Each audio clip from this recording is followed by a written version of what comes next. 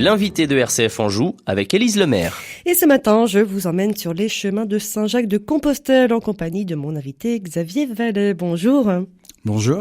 Vous avez pris la route l'an dernier, direction Compostelle, dans des conditions particulières. On va y revenir dans un instant et vous présenter votre périple à travers un film Demain soir à Avrier, d'où vous êtes originaire d'ailleurs.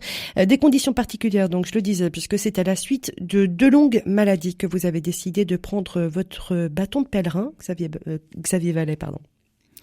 Oui, c'est vrai que j'ai eu quelques soucis de santé et quand je me suis senti un peu mieux, là, j'ai décidé de partir pour vraiment profiter de la vie. Ouais, un film plus un livre, ce voyage vous a vraiment inspiré. Hein. Oui, c'est quelque chose qui est très fort. Pourquoi c'est difficile de le définir, mais en tout cas, beaucoup de personnes m'avaient dit du bien de ce voyage à Compostelle. J'avais vu des films, lu des livres, mais moi-même j'ai ressenti aussi cette force du voyage et l'envie de partager. 72 jours d'un voyage pas tout à fait comme les autres. En quoi est-ce différent, Xavier Vallet ? C'est différent parce que d'abord c'est long, c'est assez difficile sur un plan physique. Moi, je suis pas du tout un sportif. Et puis voilà, c'est la marche et la marche, c'est quelque chose qui nous permet à la fois de réfléchir, de nous retrouver face à nous-mêmes et puis de partager aussi l'effort avec d'autres marcheurs.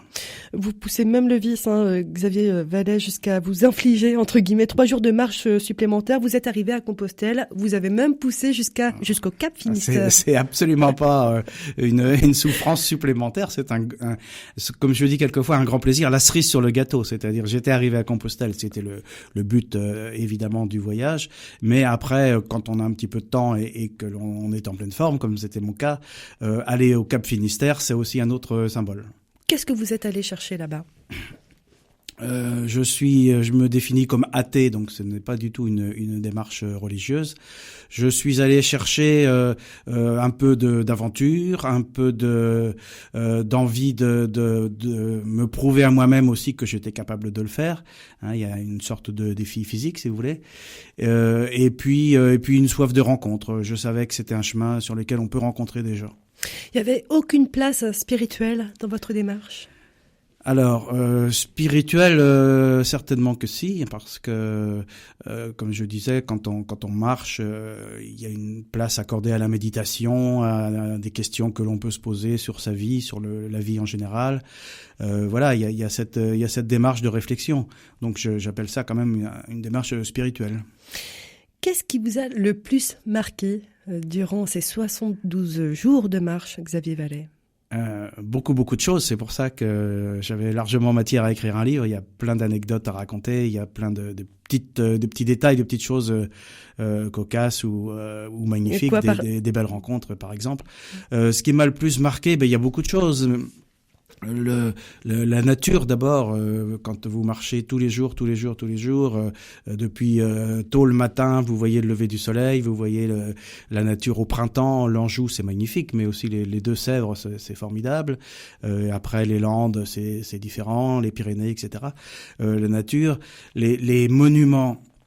Je rends hommage ici aux baliseurs, aux gens qui tracent le chemin, parce qu'ils nous font passer par des endroits à la fois très intéressants, magnifiques, et en même temps qui sont chargés d'histoire, avec des monuments qui remontent notamment à l'époque du Moyen-Âge pour certains.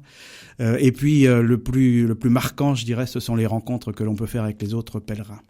Vous les rencontrez dans quelles circonstances, ces pèlerins ? Ils marchent seuls également ? Vous les rencontrez dans les refuges le soir ? Oui, dans les refuges, particulièrement en Espagne, parce qu'il faut dire que, étant parti d'Angers, j'ai passé 17 jours tout seul avant de rencontrer les premiers pèlerins à Saintes en Charente-Maritime. Mais après, j'avais régulièrement des amis avec qui je pouvais soit marcher, soit me retrouver le soir. Et puis en Espagne, vous le savez sans doute, c'est un chemin très très fréquenté.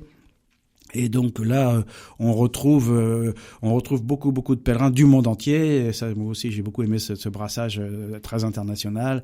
J'ai la chance de parler un petit peu anglais et espagnol, donc j'avais possibilité de communiquer beaucoup avec les gens. Et je crois que beaucoup de gens aussi viennent pour faire des rencontres, donc les rencontres se font très très naturellement.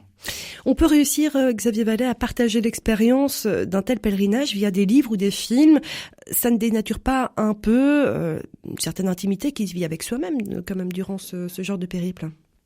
Oui, j'irais même plus loin. Moi, je suis parti avec un téléphone, un smartphone, et puis j'ai tout partagé sur un blog en temps réel, tous les jours et même pendant la journée.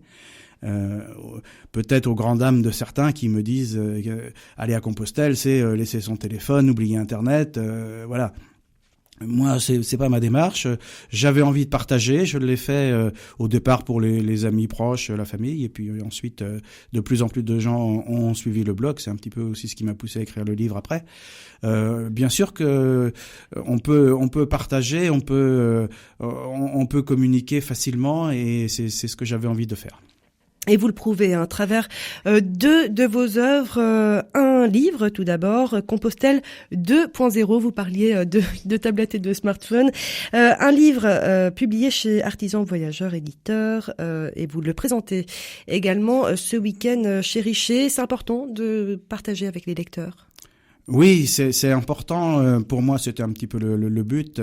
Et maintenant, ça me fait plaisir de recevoir beaucoup de témoignages de gens qui vraiment ont senti une émotion en lisant ce livre et me disent on avait l'impression de marcher avec toi en le lisant, ou bien on a envie de le faire parce qu'on l'a lu. Donc ça, c'est quelque chose qui effectivement me montre que je pense avoir à peu près atteint l'objectif que j'avais.